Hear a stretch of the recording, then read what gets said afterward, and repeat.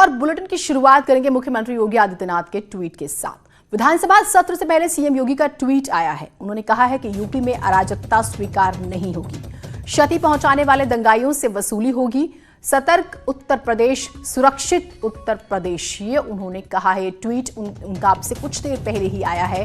आपको मालूम है कि सीए के जो प्रोटेस्ट हो रहा था, तकरीबन 22 जिलों में सरकारी संपत्ति, लोगों की संपत्तियों को नुकसान पहुंचाया गया था और वहीं पर ही मुख्यमंत्री ने कहा था कि सीधा जिन लोगों ने नुकसान पहुंचाया है उनसे ही वसूली की जाएगी। उत्तर प्रदेश पहला ऐसा राज्य बना जिसने सख्ती के साथ कानून बनाया।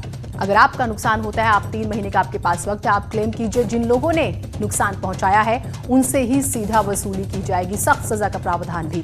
तो मुख्यमंत्री ने विधानसभा सत्र से पहले ये ट्वीट किया। बेहद ही महत्वपूर्ण उनके इस फैसले को माना जा रहा है और अलग राज्य, बाकी के राज्य, स्पेशली कर्नाटक का जिक्र करें, वो इस फॉर्मूले को एक्सेप्ट भी कर चुका है। तो दंगा करने वाले, सार्वजनिक संपत्ति को नुकसान पहुंचाने वालों को एक स्ट्रॉन्ग और स्ट्रेट मैसेज है कि ये एक्सेप्ट नहीं होगा। और अगर आप सरकारी संपत्ति या किसी की निजी संपत्ति को नुकसान पहुंचाते हैं, प्रोटेस्ट की आड़ में अगर आप हिंसा करते हैं, तो वसूली आपसे ही होगी और सजा भी। और इस ट्वीट के जरिए उन्होंने कई सवालों के जवाब डायरेक्टली और इनडायरेक्टली भी दे दिए। सतर्क उत्तर प्रदेश, सुरक्षित उत्तर प्रदेश। तो दंगाइयों को सीएम की सीधा वार्निंग, क्योंकि जैसे हमने शुरुआत में भी जिक्र किया कि 22 जिले प्रभावित हुए थे जब हम सीए हिंसा का जिक्र करते हैं उस दौरान। और जो भी देखिए, आंदोलन के दौरान या विरोध प्रदर्शनों के दौरान जो नष्ट संपत्तियां हैं उनकी क्षतिपूर्ति अब आसानी से होगी। मुख्यमंत्री योगी ने लखनऊ और मेरठ में संपत्ति क्षति दावा अभिकरण यानी कि ट्रिब्यूनल के गठन को मंजूरी दी और यूपी देश का पहला प्रदेश बना, जैसे हमने आपको शुरुआत में बताया, जिसने यह कदम उठाया है। अनामिका हमारे साथ, हमारी सहयोगी जुड़ी हुई हैं। अनामिका, सतर्क उत्तर प्रदेश, सुरक्षित उत्तर प्रदेश, इसमें डायरेक्ट और इनडायरेक्ट हर तरह के मैसेज छुपे हुए हैं कि बस अब और नहीं, आप विरोध प्रदर्शन की आड़ में हिंसा करें और नुकसान पहुंचाए, अब नहीं। देखिए जीनत, इससे पहले भी कई बार जब अलग अलग मसलों को लेके, मामलों को लेके, आपको याद होगा कि पुराने लखनऊ में या अन्य स्थानों पर प्रदेश में, चाहे मुजफ्फरनगर दंगे की बात की जाए या अन्य दंगों की बात की जाए, तो जब भी ऐसा होता था तो उस दंगे का दंश लोग सालों तक झेलते थे। जो परिवार मासूम थे, जिनका इससे कोई लेना देना नहीं था, उनके घर, दुकान, मकान सब जला दिया जाता था और सालों तक वो अपने घर वापस लौट नहीं पाते थे। लेकिन अब उत्तर प्रदेश सरकार में ऐसा पहली बार किया गया कि जब मुख्यमंत्री योगी आदित्यनाथ ने ये आदेश किया कि जिस इलाके में दंगा हुआ है और जो लोग पुलिस के कैमरे में आए हैं, मीडिया के कैमरे में आए हैं, उनसे ही पूरे नुकसान की भरपाई की जाएगी, पाई वसूली जाएगी, फिर चाहे नुकसान कितने का भी क्यों ना हो। इसको लेकर के अब ये जो फॉर्मूला था वो कर्नाटक सरकार ने भी अपनाया है और ये संदेश देने का प्रयास है कि आप मुंह छिपा करके कपड़े के भीतर या अलग अलग वेश बदल करके आके दंगा नहीं फैला सकते। दंगा फैला के तोड़फोड़ करके नुकसान करके आप वापस जा नहीं सकते। अगर आप कहीं से भी सीसीटीवी कैमरे में या कैमरे की नजर में हैं तो आपसे वसूली की जाएगी, फिर चाहे आपके पास बेचने के लिए दुकान हो आपकी या मकान हो आपका, सबकी कुर्की की जाएगी, कुर्की करके नुकसान की भरपाई की जाएगी। तो ये कड़ा संदेश मुख्यमंत्री योगी आदित्यनाथ की ओर से दिया गया। इसके अलावा आप ये भी देखिए जीनत कि कोरोना काल में भी लाखों लोग यूपी वापस लौटे, जो यूपी के थे और अलग अलग हिस्सों में रह के नौकरी पेशे में थे, यूपी वापस लौटे। लेकिन तब भी जिस तरीके से यूपी सरकार ने पूरे मामले को समझा, अपनाया, पूरे यूपी के वासियों को लेकर के वो यहाँ पे आए और एमएसएमई के तहत रोजगार देने का प्रयास कर रहा है, तो कहीं ना कहीं सतर्क उत्तर प्रदेश और सशक्त उत्तर प्रदेश की बात की जा रही है यहाँ पे। और इसीलिए आप देखिए कि क्राइम ग्राफ के जो आंकड़े दिए जा रहे हैं उसमें ये कहा जा रहा है कि चाहे 2000 आंकड़ा 17 का लीजिए, 16 का लीजिए, 18 का लीजिए, 19 का लीजिए, कहीं ना कहीं इस पूरे लॉकडाउन में, कोरोना काल में भी जो क्राइम का ग्राफ है वो बहुत हद तक कंट्रोल में आया है, चीजें ठीक हुई हैं। लेकिन हाँ, इतना जरूर है कि जिस तरीके से मेरठ और बाकी शहरों के लिए जो ट्रिब्यूनल बनाया गया है, जहाँ पे अब लोग ये नहीं कह सकते कि भाई बात पुरानी हो गई, भूल जाओ, नहीं, बिल्कुल नहीं। अनामिका, मैं आपके पास आती हूँ। यहाँ पर अखिलेश यादव का ट्वीट आया है, एक बार उससे रूबरू करा दे, फिर मैं प्रश्न करती हूँ। अखिलेश यादव ने सीएम योगी के ट्वीट पर एक तंज भरा ट्वीट किया है। उन्होंने लिखा है, एक बार तो रखकर तोलना पहले सच के तराजू पर, कहीं तेरा सजा देना किसी को तेरा गुनाह ना कहलाए। यानी कि जो सवाल उठाते हैं कि आप किसी जाति विशेष को टारगेट करते हैं और जानबूझ के, जो पोस्टर लगाए गए थे दंगाइयों के जिन्होंने नुकसान पहुंचाया, उनके फुटेज सामने आए थे उसके बाद, और तब से ही ये विवाद जो है गर्माता जा रहा है। और अनुराग भदौरिया जी हमारे साथ जुड़े हुए हैं, समाजवादी पार्टी के नेता हैं। अनुराग जी, ये तंज भरा ट्वीट तो हमने देख लिया, लेकिन प्रश्न यही है कि क्यों सरकार की मंशा पर बार बार सवाल? मुख्यमंत्री कह रहे हैं सुरक्षित उत्तर प्रदेश जो है यही मकसद है। देखिए, उनकी मंशा पे सवाल इसलिए है, जब सरकार आई थी तो बोलती थी बेटी बचाओ बेटी पढ़ाओ। उसके बाद बेटियों के साथ क्या हाल हुआ है आपसे अच्छी तरह कोई नहीं जानता होगा कि 6 साल की बच्ची का हापुड़ में अन्याय हुआ, उसके बाद आपने देखा लखीमपुर में हुआ, लगातार लखीमपुर में 13 साल की बच्ची के साथ अन्याय हुआ, उसकी हत्या कर दी जाती है। फिर गोरखपुर में बच्ची के साथ अन्याय हुआ, आजमगढ़ में बच्ची के साथ अन्याय हुआ, फिर महिला के साथ कासगंज में अन्याय हुआ, फिर महिला के साथ यहाँ नाव में अन्याय हुआ। कहाँ की घटना हम ना बताएं। उत्तर प्रदेश आजकल महिलाओं पे अत्याचार में नंबर 1 बन गया। और जहाँ तक आप लूट मार हत्या की बात कर रहे हैं, लगातार यहाँ पे घटनाएं होती चली जा रही। तो वही मैं पूछना चाहता हूँ, आपने रोमियो स्कर्ट भी बनाया था, बड़ी चर्चा हुई थी, आप लोगों ने भी डिबेट कराई थी, हम लोगों ने डिबेट की थी। ये सिर्फ और सिर्फ राजनीति करते हैं। सत्ता किस गली से जाती है इसकी राजनीति करते हैं, इंसानियत का या रोजगार का, लोगों को सुविधाएं। अनुराग जी, एक चीज स्पष्ट कीजिएगा, एक होता है ऑर्गेनाइज्ड क्राइम, एक होता है अनऑर्गेनाइज्ड। और अगर सरकार धीरे धीरे स्टेप्स उठा रही है, ये एक विषय था संपत्ति को नुकसान पहुंचाने वाला, महिला सुरक्षा का आप जिक्र कर रहे हैं, हम देख रहे हैं कि काफी एक्टिव मोड में सरकार वहां पर भी काम कर रही है, पुलिस काफी अलर्ट। क्या ऐसे स्टेप्स नहीं उठाए जाने चाहिए? फिर आप ऐसे स्टेप्स आप उठाएंगे जहां पे ये मेरी बात नहीं है, इतिहास में पहली बार है कि उत्तर प्रदेश के अंदर में अपराधियों ने पुलिस का इनकाउंटर किया है। इतिहास में पहली बार है कि पुलिस रेट लिस्ट जारी कर रही है कि इतने इतने पैसे में पोस्टिंग होती है एक IPS अधिकारी। पहली बार इतिहास में पहली बार ऐसा हो रहा है कि लगातार जिस चीज की सरकार बात करती है उस पर कायम नहीं रहती है। लगातार जो इन्होंने क्या अपराधी, या तो उत्तर प्रदेश में रहेंगे, उत्तर प्रदेश छोड़ के चले जाएं, या तो उत्तर प्रदेश में रहेंगे तो कहाँ रहेंगे पता नहीं, लेकिन अपराधी तो उत्तर प्रदेश में ही है। बात ऑर्गेनाइज और अनऑर्गेनाइज की नहीं है, बात क्राइम की है। शब्दों में हेरफेर आप भी मत डालिए, जैसे बीजेपी शब्दों में हेरफेर करती है, आप भी शब्दों में हेरफेर करने लगे। जिसके घर की बच्ची है, जिसके घर के व्यक्ति की हत्या होती है, वो चाहे ऑर्गेनाइज क्राइम से हो या अनऑर्गेनाइज क्राइम से हो, इसके मतलब पुलिस का इकबाल नहीं है, पुलिस का समाज में इकबाल नहीं है, पुलिस का डर नहीं है। कहीं ना कहीं पुलिस और जो अपना प्रशासन है उसकी जो एक ताकत होती है वो समाज के लोगों के ऊपर खत्म हुई है, लोगों का विश्वास खत्म हुआ है, अपराधियों का मन बढ़ा है। लगातार इसी हत्याएं मारपीट हो रही हैं। इसके बावजूद भी अगर ये जो बीजेपी बंदी करती रहती है, हम ये करेंगे, हम वो करेंगे, हम संपत्ति, ये सब इनकी मार्केटिंग स्ट्रेटेजी होती है। अरे भाई, आप क्राइम रोकिए ना, जिसके लिए आपकी सरकार की आई है। आप हम कहते हैं जिसकी क्षति पूरी हुई, जिसके घर में बेटी के साथ अन्याय, वो क्षति कैसे पूरी कर देगी भारतीय जनता पार्टी? बता दें मुझे। जिसके घर में बच्चे, एक व्यक्ति की हत्या हो जाती है, अपहरण हो जाता है, उसके बाद उसकी क्षति कैसे पूर्ति होगी, ये बता दें। आप क्षति की पूर्ति करने के लिए उपाय लगाना चाहिए जहां किसी व्यक्ति की इंसानियत की हत्या ना हो पाए, किसी बहन बेटी के साथ अन्याय ना हो पाए। अनुराग जी, वैसे तो आपकी जो बोलने की क्वालिटी है उससे सभी वाकिफ हैं। मुझे आप एक चीज ये बताइए कि चाहे आप रेप की बात कर रहे हैं, महिला अपराध की बात कर रहे हैं, और यहाँ पर हम जिस तरह से दंगाइयों का जिक्र कर रहे हैं, अलग विषय नहीं है क्या? हमें संजीदगी से, आप विपक्ष का भी उतना ही बड़ा किरदार होता है। आपको क्या लगता है, प्रदेश में जो बेटियों की सुरक्षा ट्विटर पे ट्वीट कर देने से हो जाती है क्या, या आपकी इतनी ही जिम्मेदारी है कि आप 4 पुरानी बातों का बार बार जिक्र करते रहें, इससे आपकी जिम्मेदारी खत्म हो जाती है क्या?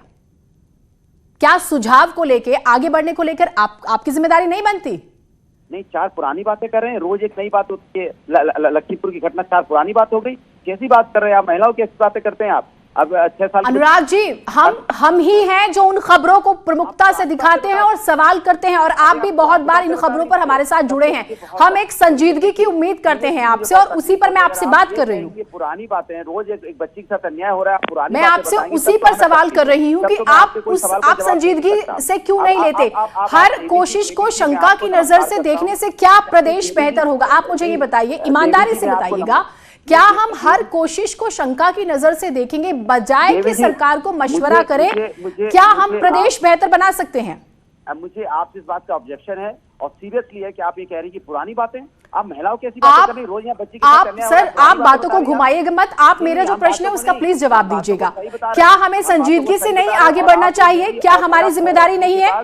आप मेरा फोन रखने के बाद आप चिंतन कीजिएगा आपने क्या बोला है। सर, मैं समझ रही हूँ मैंने क्या कहा है, और मैं इसीलिए आपसे पूछ रही हूँ। पुरानी बातें, आपने पुरानी बातें बोल दिया। डॉक्टर चंद्रमोहन हमारे साथ जुड़े हुए हैं, मैं उनको जरूर इस चर्चा में लाती हूँ। चंद्रमोहन जी, आपने अनुराग भदौरिया को सुना, और अखिलेश यादव के ट्वीट से भी वाकिफ हैं। वो ये कह रहे हैं कि आपका सजा देना किसी आपके लिए ही गुनाह ना बन जाए। तो ये जो स्टेप उठाया गया दंगाइयों को लेकर, बार बार शंका की नजर से देखा जा रहा है। इस पर आपका पॉइंट क्या है? क्यों विपक्ष को आप लोग संतुष्ट नहीं कर पाए? देखिए, विपक्ष संतुष्ट हो ही नहीं सकता है। अखिलेश यादव जी केवल झूठ दर झूठ दर झूठ दर झूठ बोलने का काम कर रहे हैं। ये पहली बार है कि एक पार्टी का अध्यक्ष लगातार झूठ बोलने का काम करता है। फिरोजाबाद की घटना है, कल इन्होंने अखिलेश यादव जी ने ट्वीट किया, क्या कहा, क्या अपराधियों ने किया? दो भाइयों का झगड़ा, पारिवारिक मुद्दा, और कह रहे हैं अपराधियों ने हमला कर दिया, कानून व्यवस्था छिन्न भिन्न। दो भाइयों का है, पुलिस अगर उसमें कार्रवाई ना करे, पुलिस उसमें अरेस्ट ना करे, आप हमसे पूछो, समय तो दोगे आप? आज उत्तर प्रदेश में कितने पुलिसकर्मी हैं इनको नहीं पता है क्या? लेकिन अखिलेश यादव केवल देखिए अनुराग भदौरिया, आप सब पर सवाल मत खड़ा करिए। आप जीनत जी पे भी सवाल खड़ा करेंगे, आप भाजपा पे भी सवाल खड़ा करेंगे, आप सरकार पे भी सवाल खड़ा करेंगे। ऐसे नहीं हुआ, ऐसी अनगन बातें मत किया करो। केवल हमेशा बोलने के लिए मत बोला करो, और आप शोर मचाओगे और सत्य छिप जाएगा, ये नहीं होगा। नहीं, समाजवादी देखिए, सफाई गुंडों के कारण, मैं स्पष्ट रूप से कह रहा हूँ, सफाई गुंडों के कारण सत्य छिप जाएगा, ऐसा नहीं है। मैं आपको कह रहा हूँ पूरी तरीके से, आपका ये शोर मचाना, आपका ये बार बार झूठ बोलना, आपका बार बार अराजक होना, हम उत्तर प्रदेश को अराजक नहीं होने देंगे अनुराग भदौरिया। और आप जानते हो फिर सफाई माफी मांगते घूमते हैं। आप मत बोला करो इतना ज्यादा, लगातार बोलते हो, सुनने का भी काम किया करो। आज उत्तर प्रदेश में एक पहल हुई है, पूरे विश्व भर में उसकी चर्चा है। देश का हर नागरिक कह रहा है कि सर्वोच्च न्यायालय के निर्णय का पालन उत्तर प्रदेश सरकार कर रही है, लेकिन आप कुतर अरे ये बकवास बंद करो अपनी। ये प्रदेश बकवास नहीं सुनना चाहता है आपकी। आप लगातार बकवास करने का काम करते हो, उत्तर प्रदेश को अराजक बनाने का काम करते हो, अपने पापों का प्रायश्चित नहीं करते हो। सामाजिक रूप से चर्चा का विषय क्या बकवास करने के अलावा कोई काम है आपके पास में? लगातार सुबह से शाम तक झूठ बोलते रहते हो। अखिलेश यादव को ये नहीं पता कि फिरोजाबाद में घटना क्या होती है? अखिलेश यादव को ये नहीं पता पुलिस एसटीएफ क्या है, एसआईटी क्या है? अखिलेश यादव केवल ट्वीट करेंगे, अगर हम इस तरह से बात करेंगे तो जवाब नहीं मिल पाएगा। अनुराग भदौरिया जी, मैं आपको एक डाटा से रूबरू कराती हूँ और आप शांत होकर सुनिएगा। मैं आप दोनों से ये अपील करती हूँ, थोड़ा शांति से अगर हम सुने, क्योंकि हम एक सकारात्मक बात करें, ज्यादा बेहतर है। 2016 में, मैं एक बार सुनिएगा ध्यान से, 2016 में सिर्फ हत्या की बात करूं तो 2762 हत्या होती है, और यही आंकड़ा 19 में 2204 का हो जाता है। और 2000 और डकैती की बात करूं तो 149, और 19 में ये सिर्फ 68 रहती है। लूट की बात करूं 2282 हो जाता है, और लूट 1379, ये मैं 19 का जिक्र कर रही हूं। रेप के मामले 1982 2016 में, और 19 में 1692। अब मुझे आप बताइए सर, ये आंकड़े क्या कहते हैं? अनुराग भदौरिया जी, आप अपराध की बात कर रहे हैं, अपराध पर सरकार से बार बार सवाल होते हैं, पुलिस पर सवाल होते हैं, बार बार होते हैं, और चंद्रमोहन जी हमारे साथ हैं, जवाब देंगे। जो हो रहे हैं वो भी नहीं होने चाहिए, लेकिन आप बार बार जब तुलना करते हैं तो सर आंकड़े इग्नोर मत कीजिए। सुन लीजिए, उत्तर प्रदेश में आंकड़े, आप पता नहीं कौन सा आंकड़े दे रही है, मुझे नहीं पता ये किसके आंकड़े हैं। पहली बात तो अभी तो आंकड़े जारी कर सरकार, अब तो आंकड़े जारी करने बंद करती है। आप आंकड़े लाए कहीं से, मुझे पता नहीं। मैं आज के तो मुझे सर नेटवर्क 18 पर आंकड़े बोले जा रहे हैं। अगर नेटवर्क 18 पर, देश के सबसे बड़े नेटवर्क पर, तो घर में तैयार नहीं हुए होंगे, ये बात आप याद रखिएगा। आप जवाब दीजिए, फिर मैं लास्ट कमेंट चंद्रमोहन जी का लूं। सरकार ने आंकड़े देने बंद कर दिया डर के मारे। ना रोजगार के आंकड़े सरकार ने बंद कर दिया। 3 साल हो गए सरकार आंकड़े नहीं देती है। सरकार यहाँ हत्या, चोरी, डकैती, लूट मार, इसके आंकड़े नहीं देती है लगातार। चलिए, वक्त की थोड़ी सी बंदिश है। कुल मिलाकर जिस संजीदगी की उम्मीद होती है वो जो है नजर नहीं आती। बहुत शुक्रिया। ब्रेक के बाद स्वागत है आप सभी का। अब आपको बर्निंग कार दिखाते हैं। गौतम बुद्ध नगर से तस्वीरें सामने आई है। चलती कार में अचानक आग लग गई। कार में 2 लोग सवार थे और इन्होंने कूदकर अपनी जान बचाई, और चंद मिनटों में कार आग का गोला बन जाती है। कहा जा रहा है कि शॉर्ट सर्किट की वजह से गाड़ी में आग लगी थी। यमुना एक्सप्रेस वे की ये घटना है। ये बर्निंग कार आपको हम दिखा रहे हैं। चलते हुए अचानक गाड़ी में आग लग गई, और अच्छी बात रही कि ड्राइवर ने कूदकर अपनी जान बचा ली।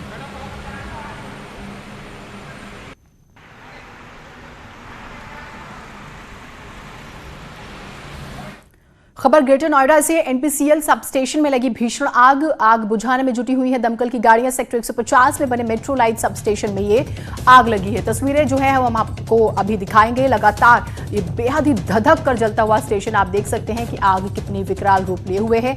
ग्रेटर नोएडा से ये खबर है। एनपीसीएल सब स्टेशन का हम जिक्र कर रहे हैं जहां पर भीषण आग लगी हुई है। देखिए तस्वीरें, ग्रेटर नोएडा से हम तस्वीरें आपको दिखा रहे हैं। आग कितना विकराल रूप लिए हुए है, किस तरह से धधक कर जल रहा है, धुआं का गुबार आपको नजर आ रहा है।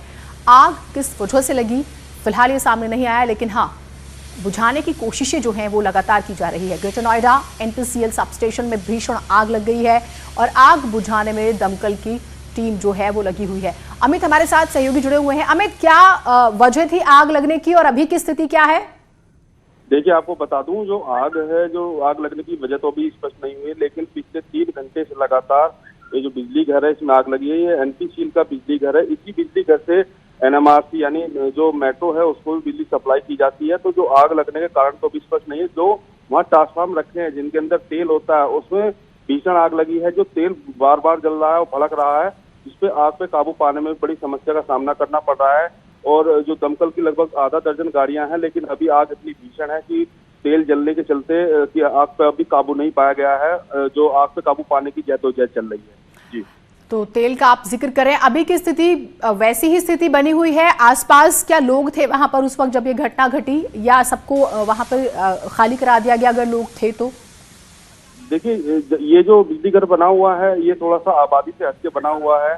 आबादी नहीं है, चूंकि जो एनएमआरसी है उसको सप्लाई करने के लिए सेपरेट अलग बिजली घर बनाया था।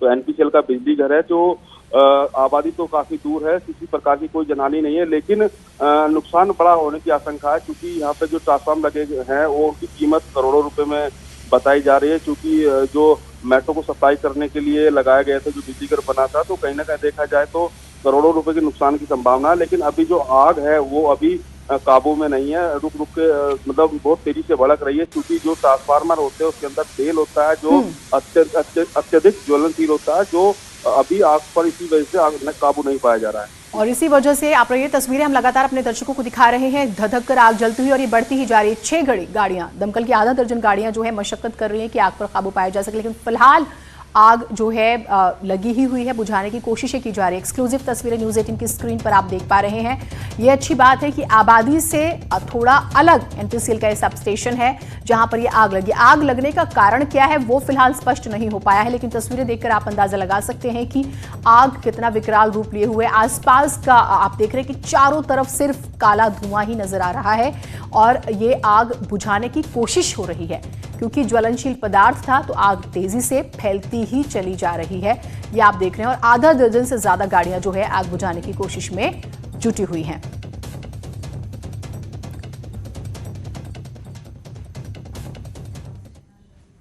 और इसी के साथ इस बुलेटिन में इतना ही। नमस्कार।